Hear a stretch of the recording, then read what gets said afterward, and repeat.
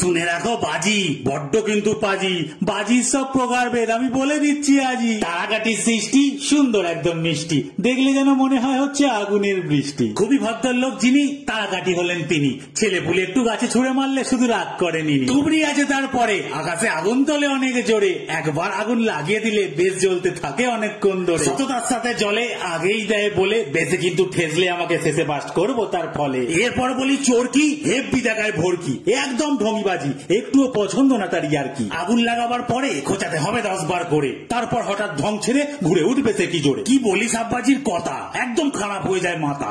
আগুন লাগাতেই হুড়মুড়িয়ে ধোয়া, কিছুই দেখা যায় না ছাতা, একদম কেউ কেটা।